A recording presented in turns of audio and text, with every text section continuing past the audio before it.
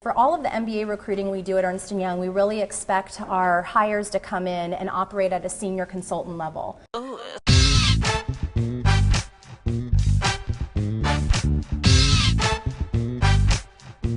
Welcome to MBA Pod TV. I'm your host, Vanessa Bronte. As a first-year MBA student at Pepperdine's Grazie a Dio School of Business, I know firsthand that MBA recruiting starts as soon as you step on campus. Now, depending on your industry or job function, you may be faced with a case study as part of the interview process. This is often referred to as the case interview, where you're presented with a business problem and you're asked to provide a well-thought-out solution. Today, we're bringing you coverage of an Ernst Young presentation on how to approach the case interview. This was held at the National Association of Women MBAs conference. The National Association of Women MBAs, or NAMBA, is a not-for-profit organization dedicated to supporting women MBAs through education, professional development, networking, and collaboration. The NAMBA National Conference consists of workshops, professional coaching, as well as a career fair. The case interview presentation will cover the basics of what a case interview is, what skills are being assessed, and the different types of cases companies use. You'll also find out what Ernst Young looks for when hiring MBAs. So what is a case interview? I think a case interview really is best described as a way to have a conversation with a candidate and put them in a real-life scenario and really see how that candidate would approach a problem if faced, with that business issue. And there are many different types of case interviews, which I'm going to be walking through in a second. But really, it's the best way that we can really get a feel for how the candidate is going to operate under this very similar circumstance if they're faced with it at work. It's also a way for us to really assess some of the skills that we feel are critical for somebody coming in. And for all of the MBA recruiting we do at Ernst Young, we really expect our hires to come in and operate at a senior consultant level. And our senior consultants do have a high level of responsibility.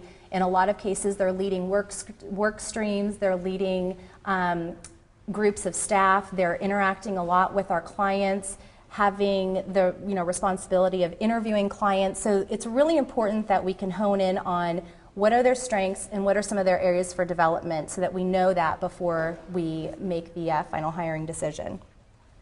Well, Ernst Young actually has a broad array of services. The component I'm most focused on is within advisory. So we have, 4 large verticals. You've got tax, transaction advisory services, assurance, and advisory. And within advisory, we have a few different groups, performance improvement being the most sort of traditional consulting style group. And within performance improvement, again, we split it up into 3 different verticals, a focus on finance, supply chain, or customer, and I'm really in that finance space. Our projects tend to be 3 to 4 months long, smaller teams, and we're really looking at revamping a financial process for the client, anything that's on the CFO's agenda. So these are the different types of cases that you might come across. So the first is a brain teaser, and a brain teaser is a question like, how many ping pong balls can you fit into a 747? And really, I think the whole purpose behind these brain teasers are really to try and understand how does the candidate think through a problem. Are they thinking through the problem logically? Do they have a method? Investment banking firms are very much known for asking the typical brain teaser type questions. If you think about it, you need to be able to think quickly under pressure. You need to be able to think logically. A strategy case would be, an example of that would be a company needs to decide whether they should outsource or insource. And so it's really looking at the company's overall business strategy. Our cases that we ask during our interview process tend to be more along the lines of the third and fourth case style questions you see here. So an operation, kind of a mix between operations and finance. Operations cases really are designed to help us determine if you can understand how a company operates. And so an example might be a company's considering moving to a call center environment. Is that the right answer? The finance case might be something like a company thinks its accounts receivables are too high. How would you go about getting those down? So it's really just a way for us to get a feel for your how your knowledge of business processes as well as finance. I think that's kind of where most of our cases tend to fall in those two areas. And then complex cases really are just a combination of some of the cases that you see up here. Most commonly they'll come in at the senior consultant level, and that means you'll likely be in a position where you're leading a work stream. You won't be leading a project, but you'll be leading a certain section of work, and you'll have some folks who probably came in at the undergrad level on your team who you'll be responsible for mentoring, not necessarily a formal counseling relationship where you would do a review for them, but certainly coaching as you move through a project. In terms of the type of project, it varies greatly, depending on industry and what skill set you bring to the table. So probably too broad to dig into, but the type of work will definitely be team-based, where you're working with a group to come up with solutions either from a technical perspective or from a brainstorming perspective or whatever it happens to be, so that the team can present something in terms of a PowerPoint deliverable to the client. Some of the things that we're evaluating as we're going through the case interview with a candidate: is the candidate organized? So it's really important that you're structured and logical in your approach, and this is where a framework really helps. If you have a framework, you don't know what the question's going to be, but you have an approach, and I think that's the most important thing. As long as you're prepared and you have an approach, that's really going to help you calm down a little bit through the interview and logically walk through the different steps. We also are looking for candidates' problem-solving ability. I think this is where you really can draw upon your prior experience. I mean, everybody's had some prior work experience. You have a way that you work through a problem. Being able to draw upon that, draw upon past experiences is really going to be helpful.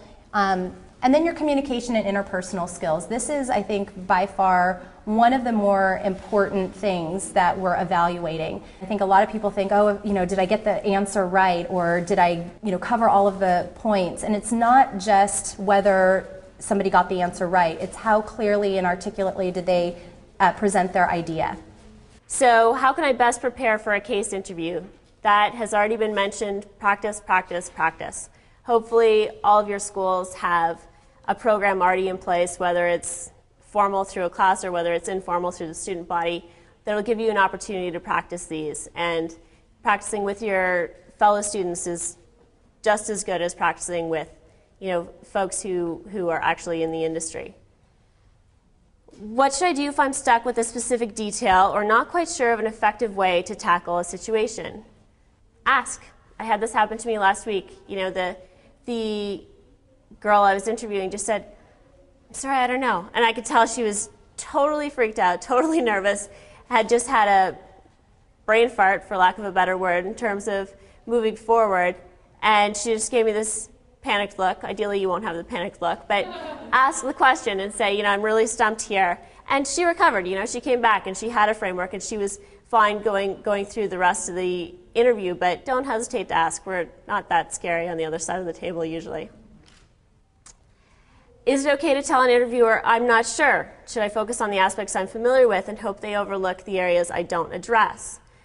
It is okay to say, "I'm not sure," and certainly you want to highlight your strengths and your skills and what you do know, but trying to fake it will probably be relatively see-through. So if there's an area that you're just completely unfamiliar with, I would say, I've never worked with this before, or this is completely different from my experience in my previous industry, and that's okay. We're much more interested in how your thought process has flowed and your ability to communicate and your body language and all that than we are in a specific area of expertise necessarily. So you can say that for sure.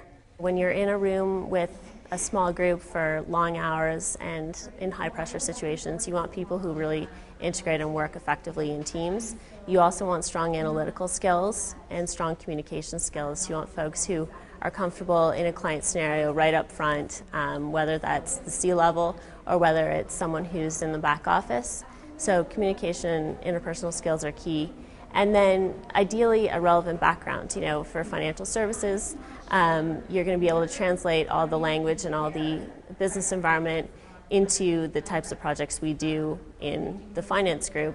Similarly, with someone who has experience from a customer perspective, they'll bring that marketing spin or whatever it happens to be into our customer practice. So relevant background as well. Thank you all for coming.